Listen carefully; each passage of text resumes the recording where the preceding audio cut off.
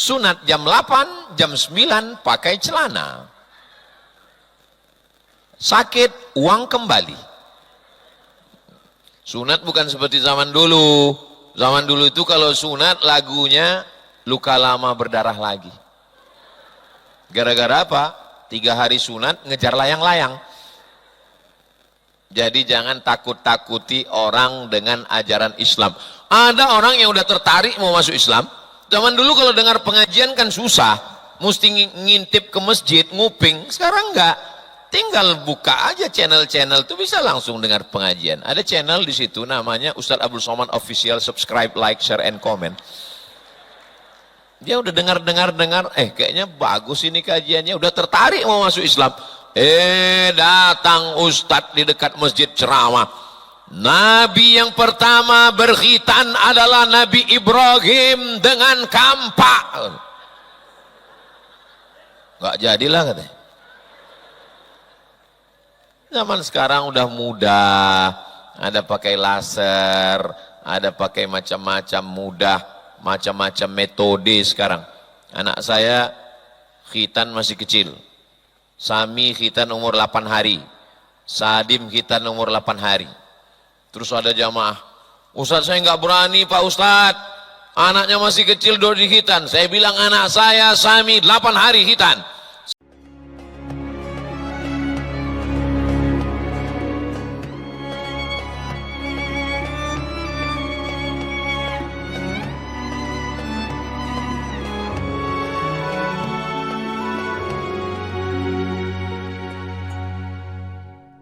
Bangun keluarga yang dirindukan surga. Jadi dari judul ini bisa kita ambil kesimpulan bahwa masuk surga itu sendirian atau rame. Coba lihat judulnya. Membangun keluarga. Makanya kalau ada orang mau berdoa, ya Allah, masukkanlah aku masuk surga sendirian, yang lain jangan. Enggak ada lo, enggak rame besti. Jadi perlu dipahami bahwa masuk surga itu rame-rame. Nabi SAW jalan lalu datang seorang yang berkulit hitam memeluk Nabi. Kata Nabi, kenapa kamu peluk saya? Saya nanti di akhirat enggak yakin ketemu dengan engkau ya Rasulullah. Saya hitam, miskin, susah, melarat, hamba sahaya, nggak punya apa-apa. Kata Nabi, almar'u ma'aman ahab. Orang akan bersama dengan siapa yang dia cintai. Itu dasar yang pertama. Dasar yang pertama masuk surga dengan keluarga itu, dasar pertamanya adalah cinta. Buka Quran. A'udzubillahi minasyaitonirrajim. Ayat yang pertama, Bismillahirrahmanirrahim. Ayat yang pertama dalam Al-Quran, Al-Fatihah 7 ayat yang diulang subuh, zuhur, asar, maghrib, isya. Ayat yang pertamanya adalah cinta. Enggak ada cinta di situ Pak Ustadz. Dengan nama Allah yang maha kasih dan sayang. Cinta, kasih, sayang itu maknanya sama. Cuman ada yang lebih dalam. Cinta selalu dianalogikan untuk sesuatu yang cantik. Kalau kita lihat ada orang jalan, pasangan yang sudah umur 50, 60, itu selalunya kasih sayang. Orang selalu membayangkan cinta itu lebih putih, lebih mancung, lebih tinggi, lebih ganteng, lebih.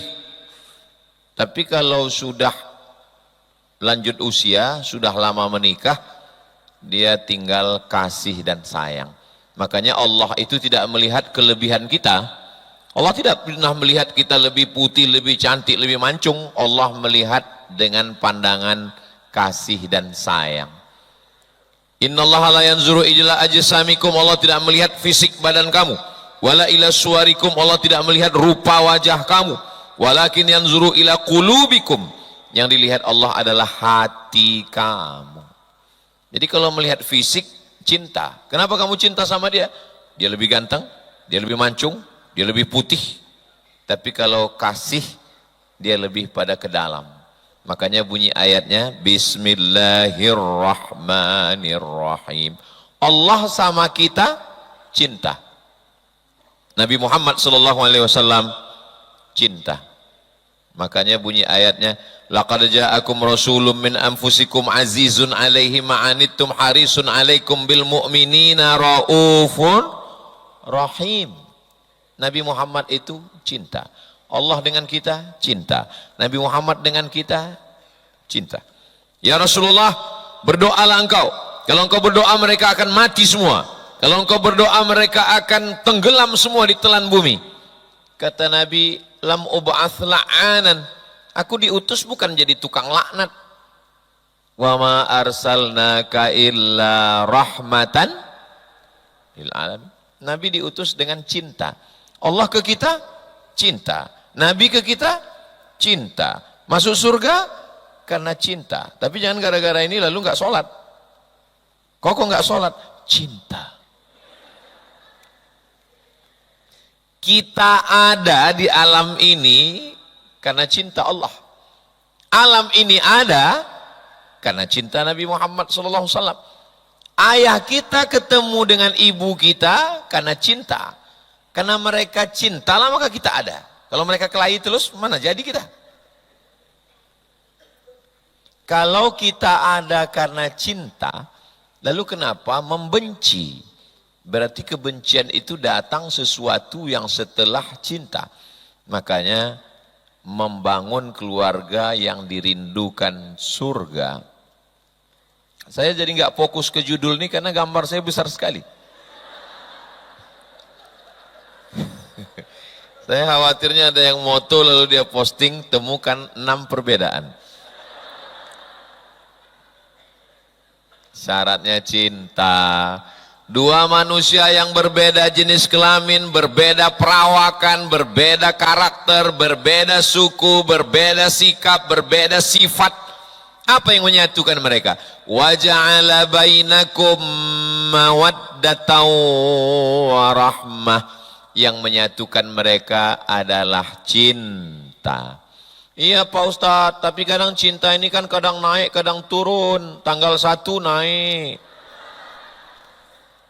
Harga emas saja naik turun.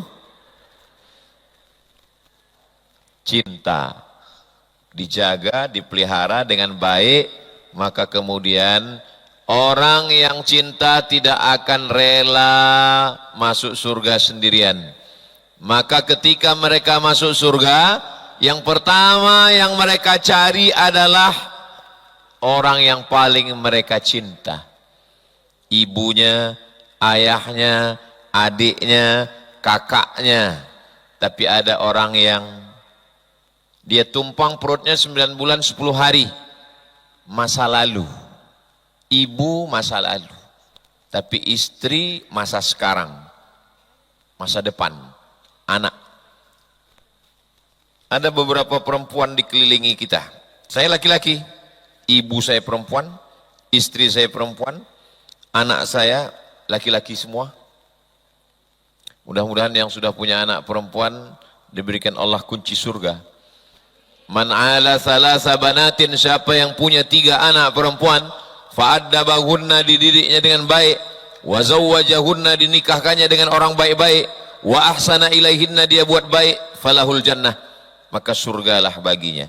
3 anak perempuan. Yang sudah punya 3 anak perempuan dapat kunci surga. Yang baru 2 tambah 1 lagi. Amin.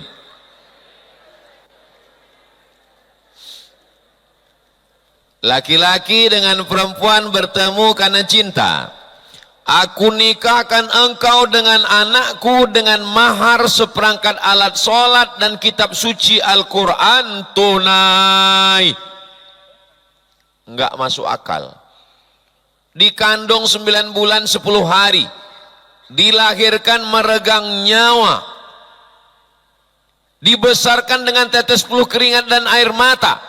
giliran nikah diberikan kepada orang lain hanya dengan satu mukena, second lagi. Apa yang membuat bapak itu mau menyerahkan anaknya, dan apa yang membuat istrinya setuju? Satu kata, cinta. Kalau nggak cinta, dia ngapain dia serahkan anak? Nggak semua karena cinta Pak Ustadz. Bapak itu menyerahkan anaknya kenapa? Karena kecelakaan. Mudah-mudahan anak-anak kita dijaga Allah Subhanahu wa Ta'ala. Jaga cinta ini dengan baik, maka akan melahirkan anak-anak yang penuh dengan cinta dan kasih sayang. Membesarkan anak itu pun juga dengan cinta dan kasih sayang. Bagaimana perempuan yang dicintai itu? Perempuan yang dicintai itu, idza ra'aitaha sarratka, kalau kau lihat dia hatimu senang. Itu salah satu perempuan yang dicintai. Kalau kau lihat dia hatimu senang. Alhamdulillah Pak Ustadz, setiap melihat dia hati saya tenang. Siapa? Istri kawan saya. Nauzubillah, nauzubillah, nauzubillah, nauzubillah.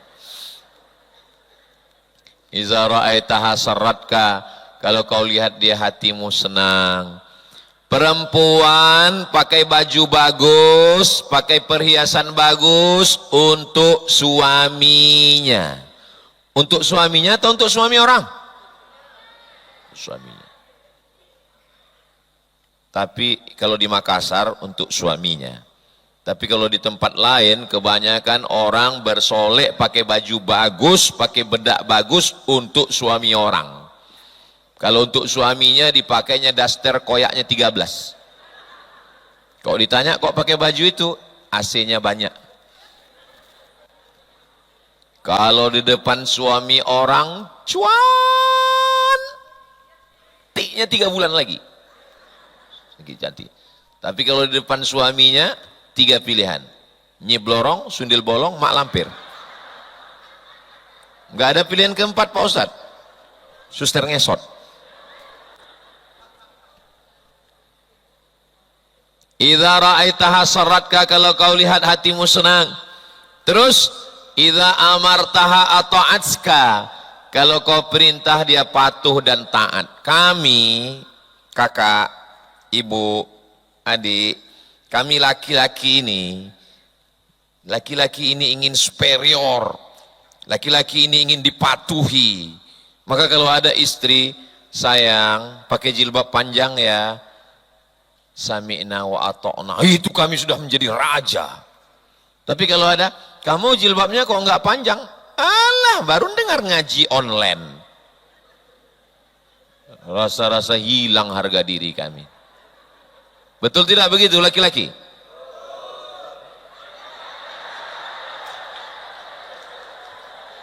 Saya ini hanya menjadi juru bicara aja. Juru bicara laki-laki yang teraniaya. Soalnya sekarang baru ada Komisi Perlindungan Perempuan. Padahal laki-laki juga banyak yang terzolimi. Betul? Masya Allah. Takbir.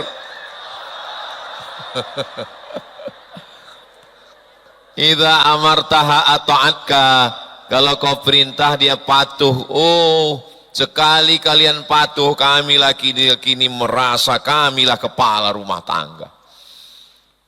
Idza ghibta anha, kalau engkau pergi, hafizat amwalaka wa auladaka, kalau engkau pergi, anakmu dijaganya, hartamu dijaganya, hati kami pun tenang. Saya pergi hari Jumat, Sabtu, Ahad keliling ke Baru, ke Maros, Makassar, nanti hari Senin baru pulang. Selama saya pergi, anak saya dijaganya, harta saya dijaganya. Jangan sampai kita pergi pulang, telinga anak tinggal satu. Bagaimana kita tenang? Jangan sampai kita pergi sebentar-bentar video call, sebentar-sebentar miss call, sebentar-sebentar WA. Saya pun mau menyampaikan nggak fokus. Apa yang masalah Pampers? masalah tabung gas, hilang bahan-bahan. Kalau perempuan punya 3 sifat ini, dilihat menyenangkan hati, disuruh diperintah dia patuh, kita pergi aman nyaman keluarga dan harta benda, maka tenanglah hati. Ustadz Somad ini selalunya ngomong yang diinginkan laki-laki dari perempuan aja. Terus kalau perempuan ke laki-laki, jangan kemana-mana, kita lanjutkan setelah yang satu ini. Kalau perempuan ke laki-laki nggak banyak, dia cuman 2 saja. Apa dia? Idza ja'akum man tardawna din. Yang pertama yang dilihat perempuan kepada laki-laki itu adalah din, agama. Perempuan kalau sudah dia lihat lakinya itu sholat, rasanya dunia ini sudah milik dia. Betul kakak-kakak? Baru 50%. Yang pertama dilihatnya adalah din. Karena syarat untuk masuk surga ini adalah la ilaha illallah. Tapi dia baik, tapi dia orangnya sopan, tapi dia orangnya santun, tapi orangnya lembut. Sama dengan universitas. Syarat mau dapat titel S1, S2, S3, S-teler, S-cendol, S-doger, S-bandung.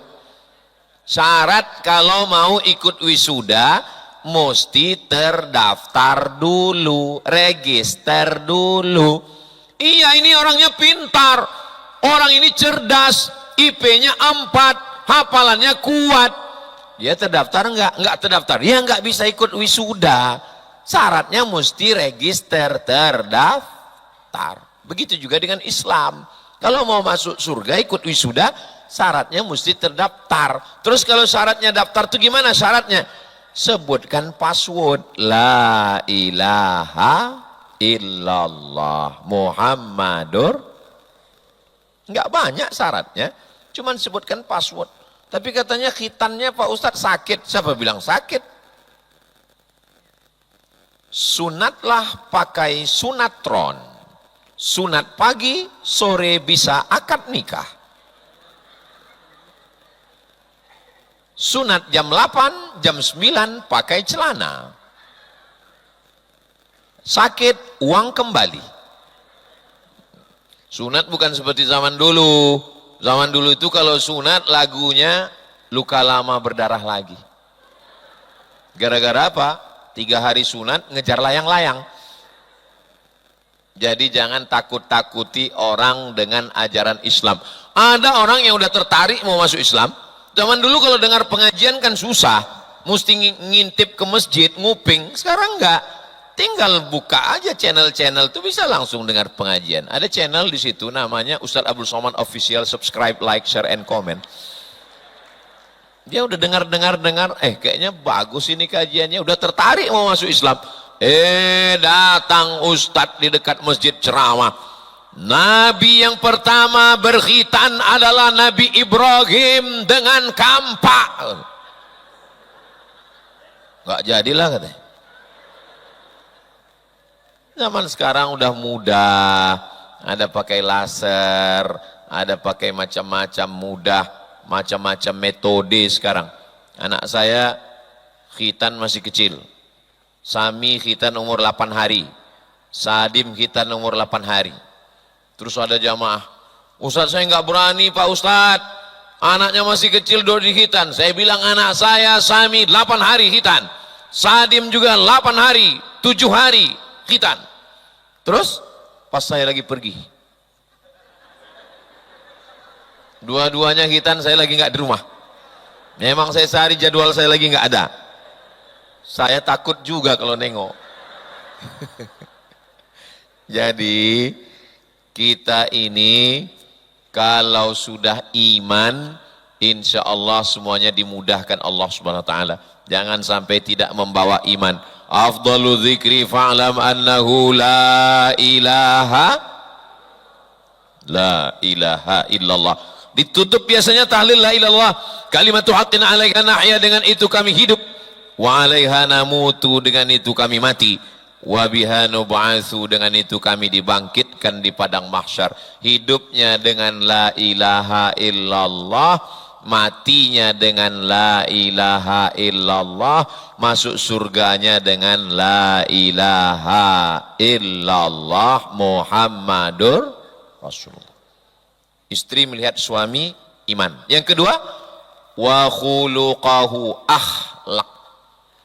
Punya suami sholat subuh, zuhur, asar, maghrib, isya, tahajud, witir, doa, tapi tidak berakhlak, kasar, caci maki, sumpah serapah, salah dikit kebun binatang keluar.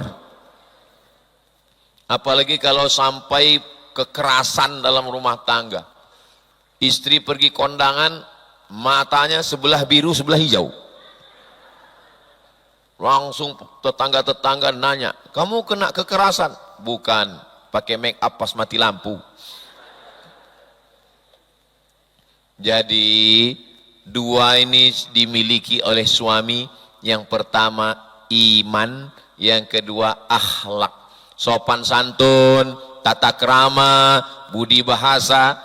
Dulu Pak Ustadz pertama-pertama nikah, suami saya ini memang kasar Pak Ustadz, ngomongnya suaranya tinggi terus, bawaannya mau ngamuk aja, bahkan kasar. Tapi sekarang Pak Ustadz, sekarang alhamdulillah sudah baik. Karena ngaji? Enggak, terus stroke Pak Ustadz. Mudah-mudahan yang sakit-sakit disehatkan Allah, amin, amin.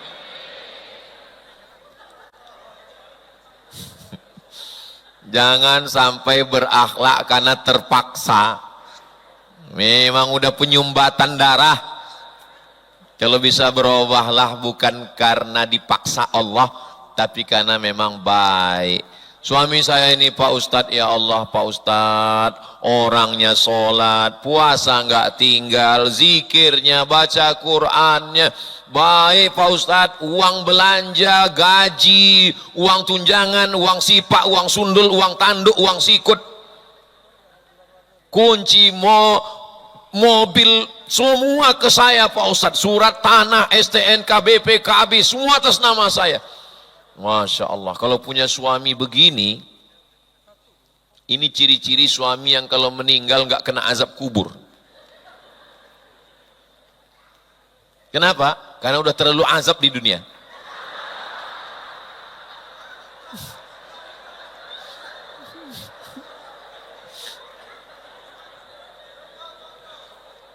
Jadi dalam Islam itu bukan berarti kalau kita sudah menikah lalu harta kita untuk suami, atau sebaliknya kalau sudah menikah semua harta untuk istri, enggak gitu juga. Ya ada harta suami, ada harta istri, makanya ada harta warisan. Terus bedanya Pak Ustadz? Bedanya misalnya sama-sama kerja nih, sama-sama kerja, suami gajinya 5 juta, istri gajinya 5 juta. Apa bedanya? Istri gajinya 5 juta, ya. Suami gajinya 5 juta, ya. Di dalam gaji suami yang 5 juta itu ada nafkah, makan, pakaian, tempat tinggal, pendidikan, perhatian. Di dalam gaji istri yang 5 juta itu nggak ada tanggungan apa-apa, bulat untuk istri. Ulang lagi Pak Ustadz. Misalnya sama-sama kerja, ini misal ya, sama kerja ya. Suaminya gajinya 5 juta, istri 5 juta. Di dalam 5 juta gaji suami itu ada tanggungan nafkah, makan, pakaian, tempat tinggal, pendidikan, perhatian. Di dalam gaji istri yang 5 juta itu bulat untuk istri. Tapi tuh.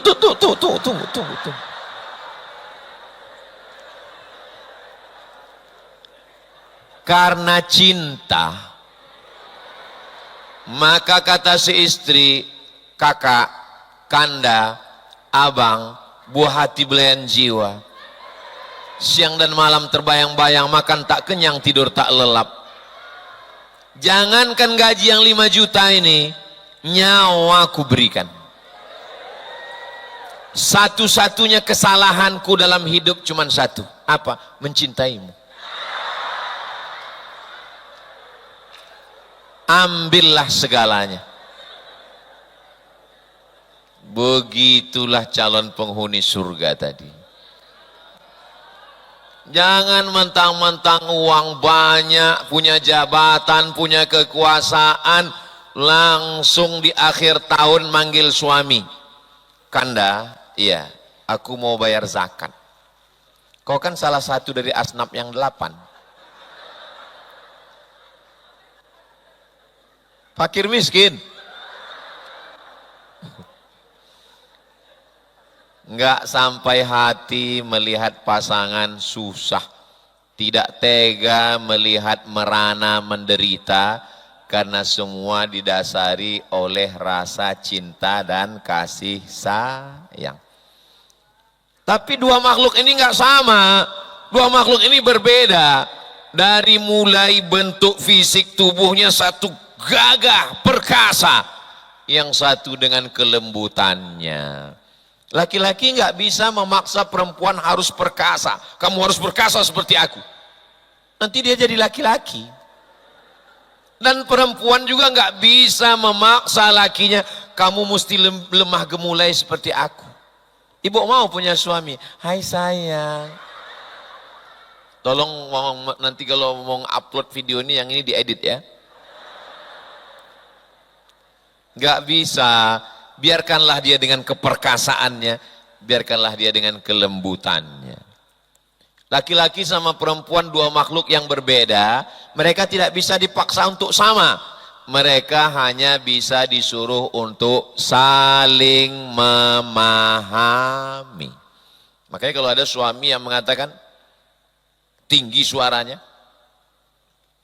agak seperti berteriak dia, maklum saja. Kalau ada orang nanya, suamimu kalau tinggi kali suaranya, maklum, dia orang Sumatera. Di sana banyak gunung, angin kencang. Kenapa? Karena memang laki-laki begitu, tegas dia. Bahkan kita khawatir juga kalau ada laki-laki yang lemah lembut. Jadi biasa saja, sudah saling memahami. Begitu juga dengan rute perjalanan. Rute perjalanan laki-laki perempuan nggak sama. Laki-laki berhenti, parkir motor, masuk minimarket, beli pisau cukur, bayar, pulang. Kalau perempuan nggak begitu, masuk putar sana, putar sini, putar sana, putar sini, putar sana, putar sini, pulang. Aduh lupa tadi mau beli apa. Ya nggak bisa dipaksa, udah memang begitu. Makanya saling memahami saja. Laki-laki juga begitu. Pasti ada yang lupa kan? Nah, sudah paham. Laki-laki juga dengan perempuan, perempuan dengan laki-laki. Maka ketika mereka bisa saling memahami. Kenapa mereka bisa memahami? Karena cinta. Al-mu'minun laki-laki. Wal mu'minat perempuan. Ba'duhum awliya'u ba'd. Mereka saling tolong menolong. Sehidup semati sayang, bohong. Aku hidup, kau mati. Bukan sehidup semati, sehidup sesurga. Amin. Sehidup sesurga. Nanti kita hidup, habis itu nanti kita akan masuk surga bersama-sama insya Allah. Ibu mau masuk surga? Sama bapak mau? Alhamdulillah. Bapak mau masuk surga? Enggak sama responnya. Memang laki-laki sama perempuan memang beda, Bu. Bagi yang punya anak laki-laki dengan anak perempuan beda. Kalau anak laki-laki itu diam. Kalau anak perempuan itu memang begitu. Makanya kalau ada yang pertanyaan jawabannya beda, memang begitu. Ibu mau masuk surga sama bapak? Mau. Bapak? Memang begitu. Karena laki-laki itu lebih banyak nyimpan di dalam. Cobalah kalau perempuan ngomong, karena memang beda, nggak bisa disamakan. Kau mau makan apa? Kata istrinya. Makan mie goreng atau mie rebus? Ya terserah adik lah. Hah, kan nggak punya pendirian? Ya udah mie rebus aja. Ah, kok cepat kali nyerah? Mie goreng ya? Iya mie goreng. Hah, kan? Nggak punya perjuangan.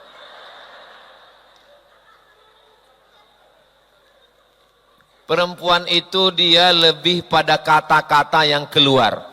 Dia nggak bisa disimpannya. Kalau udah dikeluarkannya kata-kata itu, itulah puncak kebahagiaannya. Maka sebagai laki-laki, belajarlah menjadi pendengar radio rusak yang baik. Dengarkan aja. Badai pasti berlalu guys. Dengarkan aja.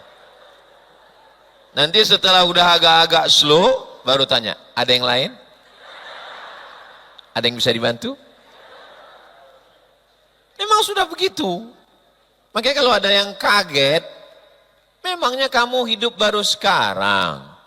Sedangkan laki-laki, dia lebih banyak berpikir, merenung, diam, mati.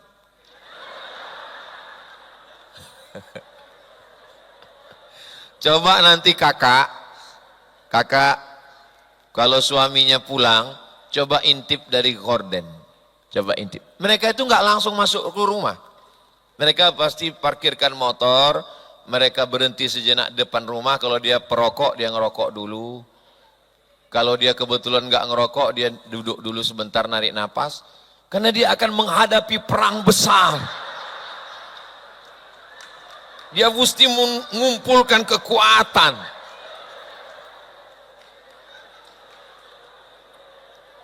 Itu. Dia mesti menyadarkan dirinya bahwa ini kenyataan yang harus ditelan. Itu beda laki-laki sama perempuan. Kalau perempuan tidak begitu, yang penting dicakapkannya aja semua. Nah, kita tidak bisa memaksa, laki-laki nggak bisa memaksa perempuan, kau harus diam. Itu kalau diam ditahannya menjadi jantung koroner, diabetes meletus, asam urat, asam lambung. Biarkan aja lepas, betul Bu? Betul kata mereka. Yang penting pahami saja dengan baik. Perempuan sama laki-laki nggak sama. Perempuan itu yang didengarnya adalah apa kata yang paling lembut, yang paling baik. Maka berusahalah untuk memilihkan kata yang lembut, yang baik, yang berkesan di hatinya. Kalau kita ngomong 10 kata, ada perintah, ada larangan, dia nggak ingat apa substansinya. Yang diingatnya apa kata yang paling lembut. Makanya Nabi SAW itu orang yang paling hebat, dipilihnya kata yang paling lembut. Apa kata dia? Ya Humaira, wahai engkau orang yang kulitnya putih kemerah-merahan. Ternyata kata itu diingat di telinga oleh Sayyidatina Aisyah. Sayyidatuna Aisyah mengingat kata itu. Wahai engkau yang orang kulitnya putih kemerah-merahan. Jadi saya boleh pakai kalimat itu Pak Ustadz? Boleh. Besok, coba besok. Atau pulang dari sini. Pulang dari sini nanti, ya Humaira, mana teh manis kita? Tapi aku enggak putih. Katanya. Ya enggak apa-apa, idkhalus surur, menyenangkan hati orang. Kadang laki-laki ini terlalu jujur. Ya Hajar Aswad.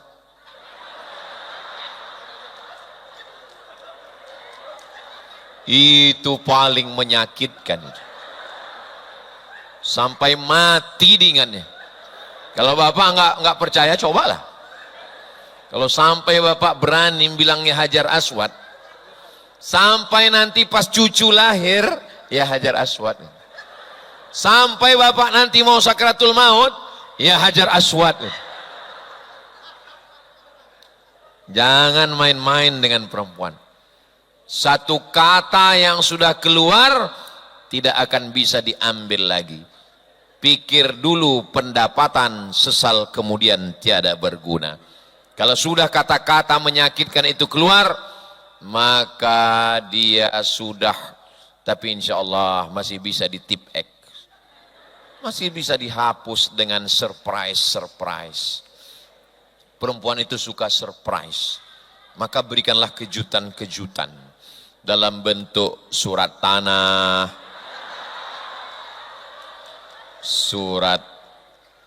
satu surat yang tidak bisa, surat nikah.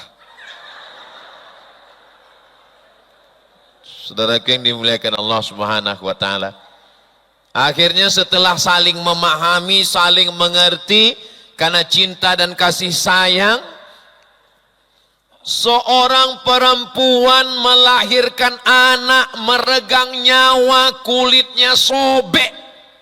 Sakit atau enggak sakit? Enggak usah saya ceritakan. Nanti kalau saya ceritakan langsung komen, alah kayak pernah aja.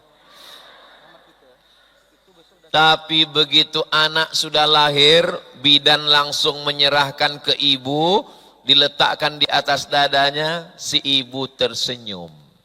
Pertanyaannya, hilangkah sakitnya?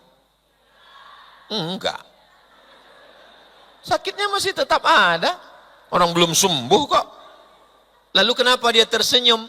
Ternyata cintanya mengalahkan rasa sakit. Masih sakit, masih sobek, masih berdarah. Ternyata cintanya kepada anaknya merasa sakit. Begitulah mereka cinta kepada kalian laki-laki. Apapun perbuatan kalian, mereka bisa maafkan. Betul kan Kak? Saya hanya mengusahakan aja. Masalah hasilnya nantilah di rumah kan.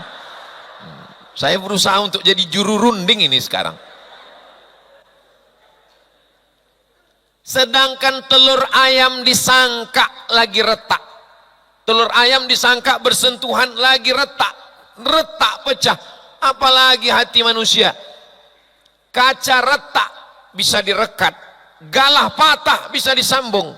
Hati yang sakit kemana obat akan dicari? Asik. Lalu apa yang membuat hati itu bisa merekat kembali? Jawabannya adalah cinta. Mudah-mudahan selesai acara ini cinta kita makin bertambah insya Allah. Kadang laki-laki ini orangnya pemalu, sungkan untuk mengungkapkan apa isi hatinya. Ngapain mesti malu? Ngapain mesti sungkan? Omongkan aja, obrolkan aja. Kalau Ustadz gimana? Saya memang orangnya nggak ngomong. Saya kalau ceramah di depan orang banyak lancar saya, tapi kalau ngomong ke istri saya memang berat. Makanya saya lebih banyak kirim WA aja. Saya kalau mau pulang ditanyanya, mau makan apa nanti di rumah? Saya jawab, masakkan sayur bening sebening hatiku padamu.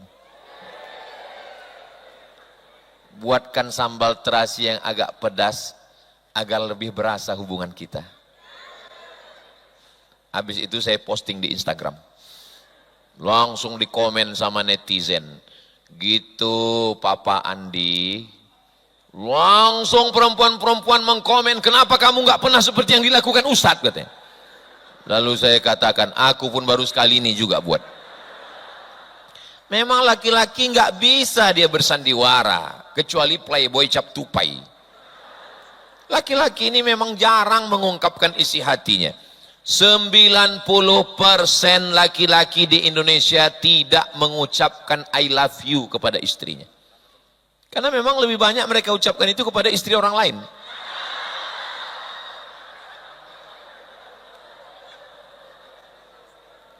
Tapi mereka memperlihatkannya dengan bukti nyata. Mereka memperlihatkannya dengan nyata, action. Masalahnya perempuan nggak perlu bukti nyata. Yang dia mau mulutmu ngomong. Seorang laki-laki membelikan mobil untuk istrinya. Satu mobil van untuk jalan-jalan keluar kota. Satu city car untuk mobil dalam kota. Satu lagi motor pick up untuk belanja ke pasar. Tapi ternyata dia mengeluh kepada konsultan perkawinan. Apa yang dia keluhkan? Satu, suami saya nggak pernah nanya, kamu mau makan apa sayang? Bayangkan, 3 mobil itu nggak ada di mata perempuan. Hanya satu yang dia keluhkan, suaminya nggak pernah nanya kamu mau makan apa. Akhirnya di saat hatinya sedang galau, hatinya sedang berduka, tiba-tiba datang WA dari teman SMA-nya. Kamu masih mau makan tahu goreng yang depan SMA kita dulu kan? Alladzi waswisu fi sudurin nas minal jinnati. Inilah jin ifrit nih mulai masuk. Terjadilah apa yang terjadi. Gara-gara apa? Gara-gara suami pelit untuk berkata-kata mesra, berkata, apalah susahnya ngomong yang baik-baik, apalah susahnya, walaupun saya berat. Tapi cobalah latihan-latihan. Di kamar mandi kan ada kaca kecil, latihan. Kau seperti bidadari yang turun dari pohon jengkol. Perempuan menginginkan kata-kata yang indah. Setelah dia dengar kata-kata bapak, itu 3 bulan uang belanja nggak turun, nggak apa-apa. Tapi dirapel bulan keempat. Pada akhirnya kita akan menua, akhirnya indah. Ternyata dunia ini, hidup ini cuma, apa itu hidup? Hidup adalah begitu, begini, begono, terlalu panjang definisinya. Hidup itu definisinya satu. Hidup itu nunggu mati. Cuman yang namanya nunggu itu kan membosankan. Yang namanya menunggu itu kan menjemukan. Yang namanya menunggu itu kan lama. Maka supaya hidup ini nggak membosankan, Allah mengirimkan kamu. Coba kalau nggak ada dia, lama kali hidup ini. Betul Pak Ustadz. Karena ada dia lah hidup ini nggak terlalu lama Pak Ustadz. Betul Pak Ustadz, betul Pak Ustadz. Karena ada dia lah hidup ini nggak terlalu membosankan. Kenapa? Karena dia lebih membosankan. Hidup ini kalau nunggu lama, akhirnya dikirim Allah pasangan, dikirim Allah istri, dikirim Allah anak, dikirim Allah keluarga. Akhirnya kita sibuk, lalu kemudian nggak terasa kita tua, nggak terasa akhirnya anak-anak kita menikah, nggak terasa akhirnya kita punya cucu, nggak terasa akhirnya kita pun mulai melewati fase-fase kehidupan dan akhirnya kita semua akan mati. Orang kaya mati, orang miskin lebih cepat. Pejabat-pejabat mati, pensiunan mati, ustadz astagfirullahaladzim. Kita semua akan mati. Dan pada akhirnya kita semua akan menghadap Allah Subhanahu wa taala. Ya, kami ini sebagai laki-laki, sebagai suami, ya terserah ibu-ibu, terserah kakak saja. Mau kakak duluan kami belakangan, boleh. Atau kami belakangan, kakak duluan, boleh juga. Nggak bisa di-request, nggak bisa diminta. Jangan pernah takut cerita mati.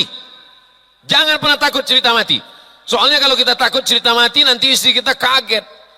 Maka saya selalu bilang, aku bisa saja mati di Makassar, bisa saja mati di Papua, bisa saja mati di mana. Itu kalau aku mati di rumah, itu di lemari atas sebelah kanan ada tas warna hitam, isinya kain ihram 2 lembar yang sudah kucuci pakai air zam-zam. 3 lembar, itu untuk jenazahku nanti.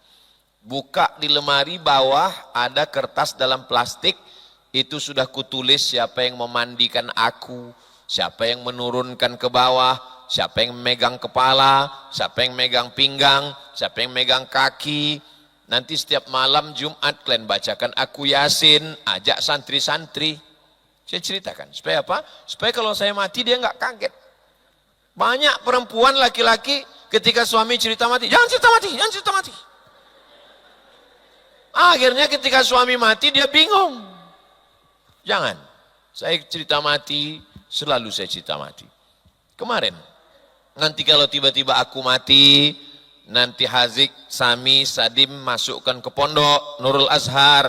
Setelah mereka tamat, usahakan mereka hafal Quran, bisa bahasa Arab, bahasa Inggris. Setelah itu dia mau kuliah ke Al-Azhar, atau dia mau jadi, terserah dia mau jadi apa. Dia mau jadi polisi, dia akan menolong Allah dengan jabatannya. Dia mau jadi tentara, dia mau jadi ustadz. Pokoknya dia bahasa Arab, dia bisa baca kitab, dia hafal Quran, dia jaga pondok, bagus.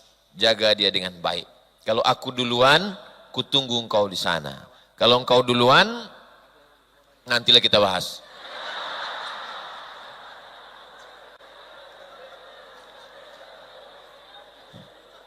Jangan pernah takut cerita mati. Pada akhirnya nanti, apa kata Allah Subhanahu wa taala ketika dibangkitkan? Idza sama'um fatarat, langit terbelah. Wa idzal kawakibun tasarat, planet bertabrakan. Merkurius, Neptunus, Mars, Pluto, matahari, bulan hancur berkeping.